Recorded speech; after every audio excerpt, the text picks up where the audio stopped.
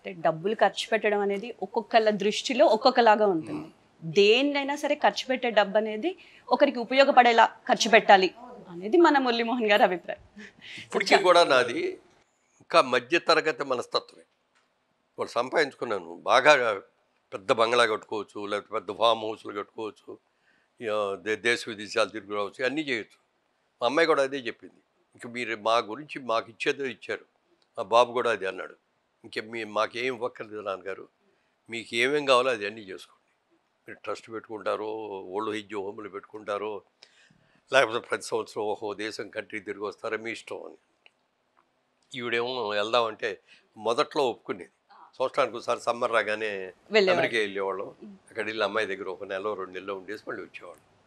ఇప్పుడు నేను ట్రావెల్ చేయను, నా వల్ల కాదు. ఇద్దరు కలిసి వెళ్ళిన ఫస్ట్ అవుటింగ్ ఏం చెప్పాలి? ఎక్కడికి మొట్టమొదటిసారి పెళ్ళైన తర్వాత వెళ్ళారు?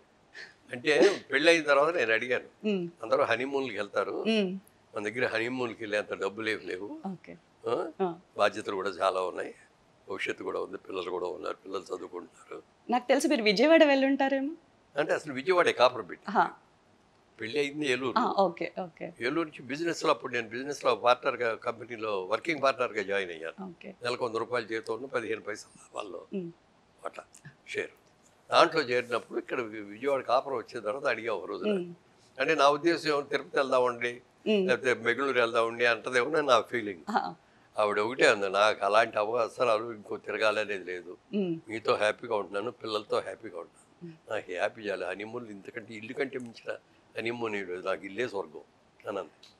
అన్న తర్వాత మీకు అవకాశం ఉండి తీసుకెళ్ళగలిగితే ఒక్కసారి నన్ను పుట్టపర్తి తీసుకెళ్ళండి, నాకు సత్యసాయిబాబా గారిని చూడాలని నాకు కోరికగా ఉంటుంది. నాకు అప్పటికి బాబా గారి మీద అంత మంచి ఇంప్రెషన్ ఉండేది కాదు. ఆయన బంగారు ఉయ్యాలు ఊగుతున్నారు, ఆ బట్టలు వేసుకుంటున్నారు, ఏదో ఏదో ఏదో ఏదో ఫీలింగ్ ట్రస్ట్ కనిపించారు స్వామి. కొన్ని రోజులు వరుసనే అట్లా కనిపించారు. అప్పుడు నా కొడుకు అనారోగ్యంతో ఉండేవాడు. అప్పుడు నేను అనుకున్నాను, స్వామి వీడు ఆరోగ్యవంతుడైతే తప్పకుండా వస్తాను. దానికి కూడా చూడండి, అందుకని తీసుకెళ్దామని చూద్దాం. అప్పుడు బాగా బిజీగా ఉండేవాడిని, చూద్దామని అవకాశం వచ్చినప్పుడు వెళ్దామని అన్నా. ఓ రోజు అంజలిదేవి గారు మా షూటింగ్లో ఉన్న రోజున ఆవిడని అడిగాను. ఆవిడ వాళ్ళ ఇంటి పక్కనే ఆశ్రమం అయితే పెద్ద కట్టారు. ఆవిడ చాలా ముఖ్యమైన శిష్యురాల్లో ఆవిడ భక్తులు, మంచి భక్తులు. ఎవ్రీ 3 మంత్స్కి ఒకసారో 6 మంత్స్కి ఒకసారి అక్కడికి రావటం, అయినా మెడ్రాస్లో ఒక 3 రోజులు 4 రోజులు ఉండేసి వెళ్ళిపోవటం అట్లా చేస్తూ ఉంటారు. ఆవిడని అడిగాను, ఇట్లా మా ఆవిడకి చాలా ఇష్టం అండి, పుట్టపర్తి తీసుకెళ్ళమంటే, మీ దగ్గరికి ఎట్లాగో వస్తారు కదా, మళ్ళీ పుట్టపర్తి వెళ్ళాలంటే అంటే డేట్లు నాకు ఖాళీ లేవు, అందుకని ఇక్కడ చెప్తే ఇక్కడికి వచ్చి రోజులు వస్తామండి అంటే, ఒక రోజు ఫోన్ చేసి బాబు వస్తున్నారు స్వామీజీ, మీరిద్దరు వస్తారంటే వస్తూ ఉన్నాం.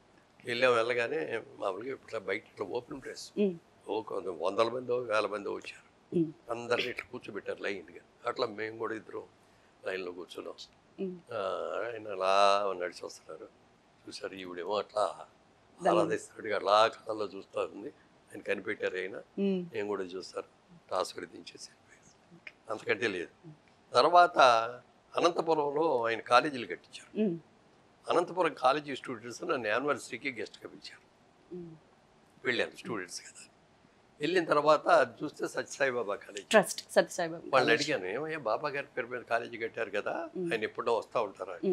వస్తూ ఉంటారంటే అప్పుడప్పుడు క్లాసులు జరిగేటప్పుడు సరిగ్గా జరుగుతాం లేదు, చూసి వెళ్తారు, కానీ ఎక్కడ బయటికి రారు, అట్లా వచ్చి తలుపు దగ్గర నుంచి చూస్తూ ఉంటారు, మేము ఎవరైనా బాబా గారు అన్నపోతే అనేవారు, క్లాస్ జరుగుతుంది అని చూసేసి ఇట్లా అనేసి వెళ్ళిపోయేవారు. మెస్లోకి వెళ్ళేవారు, ఏమ్మా భోజనం పిల్లలు చేశారా అని ఒకసారి నాకు పెట్టండి, నేను తింటాను, నేను భోజనం రుచి చూసేవారు. అది బాగుంటే వెళ్ళండి గుడ్ అని అప్రిషియేట్ చేసేవారు, బాగోపోతే వెంటనే చెప్పేవారు, ఈ తప్పులు చేయకుండా చేయండి, ఇది చేయండి, ఎలా చేసి వెళ్తున్నారండి అని చెప్పి ఆయన చెప్పినప్పుడు మీరు ఓహో ఇంత కాలేజీలు కట్టేమో కూడా ఇంత బాగా మెయింటైన్ చేస్తారా, ఇంత చక్కగా చూసుకుంటున్నారా, ప్రతిదీ కూడా పిల్లలు. ఆ కాలేజ్ స్టూడెంట్స్ చెప్పారు, మా కాలేజీలో ఇప్పుడు వరకు స్ట్రైక్ అనేది జరగలేదండి అని. మరి మేము చదువుకునే కాలేజీలో 3 నెలలకు ఒకసారి 2 నెలలకు ఒకసారి అస్సలు మా కాలేజీ కట్టిన తర్వాత స్ట్రైక్ అనేది లేదండి అన్నారు. అంటే అందరూ కూడా చదువుకునేవాళ్ళు కూడా యథారాజ్య తథా ప్రజ అని, ఇక్కడ బాబా గారు ఒక శాంతంగా, ఒక పద్ధతిగా, సిస్టమ్గా ఉంటారు కాబట్టి అక్కడ చదువుకునే పిల్లలు కూడా ఆ ఇదిలోనే ఉన్నారు. ఉమ్, ఓహో, ఇది కూడా చాలా గొప్ప విషయం అనుకున్నాను. తర్వాత అప్పుడు ఏం చేశారంటే చాలా ఊళ్ళకి చాలా రాష్ట్రాలకి మంచినీటి సమస్యలు ఉంది. ఉమ్, ఈ మంచినీటి సమస్యలకి ఎవ్రీ ఇయర్ ఒక్కో సంవత్సరం ఒక్కో జిల్లాని, ఉమ్, అప్పుడు ఇంకా ఒకటే తెలంగాణ ఆంధ్రప్రదేశ్ విడిపోలే, ఆంధ్రప్రదేశ్ సంయుక్త రాష్ట్రమే. అప్పుడు వాళ్ళ చూసుకొని ఒక్కొక్క జిల్లాని అడాప్ట్ చేసుకొని ఆ జిల్లాలో మంచినీటి కావాల్సినవన్నీ కూడా ట్యాంకర్లు కట్టించడం, ప్రతి విలేజ్కి కూడా కట్టి సత్యసాయి బాబా వాటర్ ఇది అని పొద్దుది పెట్టి ఇచ్చేవాళ్ళు. చదువుకోవడానికి ఇళ్ళు, కాలేజీలు కట్టించారు, ఉమ్, తాగడానికి నీళ్లు ఇచ్చారు, ఉమ్, మంచి హాస్పిటల్ కట్టారు. హాస్పిటల్ ₹1 కూడా ఛార్జ్ చేయరు, రిజిస్టర్ చేసుకోవాలి పేరు పేదవాళ్ళు. చేసుకున్న తర్వాత ఆ టైం వచ్చినప్పుడు మీరు ఈ నెలలో ఫలానా రోజులు రావచ్చు అని లెటర్ రాసేవారు. ఉమ్, అది ఉచ్చుకొని వెళ్తే కంప్లీట్గా హార్ట్ ఆపరేషన్ ఇంకోటి అయినా ఫ్రీగా చేసుకుంటారు. ఓకే. మంచి ఆరోగ్యానికి ఇది ఇస్తారు. ఉమ్. దేవుడు ఇంతకంటే ఏమిస్తాడు? సో ఏ మీరు దేవుడైనా అడిగిన మొట్టమొదటి కోరిక ఇంత పెద్ద ట్రస్ట్కి ఆ ఇన్స్పిరేషన్ ఇచ్చిందంటారా? డెఫినెట్గా. ఎందుకంటే బాబా గారిని చూడటానికి వెళ్ళినప్పుడు కలిసి ఎప్పుడు పడితే వెళ్ళా. రోజున అంజలిదేవి గారు ఫోన్ చేశారు, "ఏ బాబు, ఇట్లా నేను స్వామి నాకు సీరియల్ తీయటానికి అనుమతి ఇచ్చారు, షిర్ది బాబా పత్తిబా బాబా అని అవును, నేను సీరియల్, చూసాను. దాంట్లో ఒక క్యారెక్టర్ ఉంది, నువ్వు చేస్తావా అన్నారు. అనగానే నాకు చాలా ముందు ఈవిడే గుర్తుకొచ్చింది. ఆహా, ఎప్పుడు షూటింగ్లు రాదు అసలు, ఆ జోలికి కూడా వెళ్తుంది. సినిమా ప్రపంచంలో ఉండదు. మా ఇంటికి వస్తే ఎవరో ఇది సినిమా వాళ్ళు ఇల్లు అని ఎవరో అనుకోరు. ఓకే. అంతా చాలా సామాన్యంగా మధ్యతరగతి కుటుంబంలానే ఉంటుంది. అనగానే ఇంటికి వెళ్ళి చెప్పాను, ఇలా క్యారెక్టర్ వచ్చింది. క్యారెక్టర్ వచ్చింది, అయితే నేను కూడా వస్తాను షూటింగ్కి. వెళ్ళారు. ఎక్కడ షూటింగ్ అంటే పుట్టపర్తల్లా. ఉమ్, ఈసారి ఎన్నిసార్లు షూటింగ్ జరిగినా నేను ఎన్నిసార్లు వస్తాను. వస్తా అన్నారు. సరే రా అన్నాం.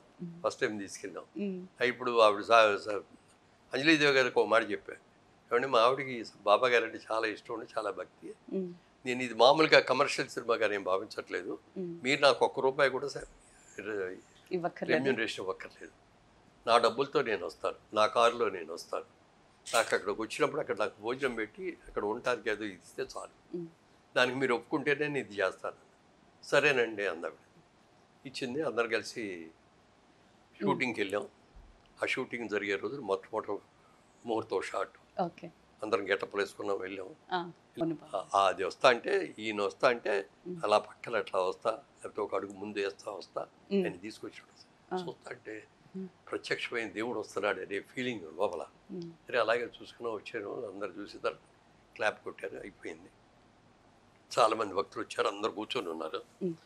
సరే ఇవాళ షూటింగ్ వద్దు, రెగ్యులర్ షూట్ రేపు నుంచి చూసుకుందరు, కానీ వీళ్ళందరూ భక్తులు వచ్చారు కదా, ఒకసారి మిమ్మల్ని అందరికి తీసుకెళ్ళి పరిచయం చేస్తానని చెప్పి మమ్మల్ని అందరిని ఆయనతో నడిపించి తీసుకెళ్ళి, ఇదిగో గుమ్మడి గారు మా తాతగారు, కాంతారావు గారు మా నాన్నగారు, ఇదిగో అంజలిదేవి గారు మా అమ్మగారు, మురళీమోహన్ గారు మా అన్నయ్య గారు అని ఇట్లా మమ్మల్ని అందరిని పరిచయం చేస్తా అంటే, ఓ దేవుడు మమ్మల్ని ఇట్లా పరిచయం చేస్తున్నాడు, అసలు ఏం జరుగుతుందో కూడా తెలియనంత ఆనందం అనమాట.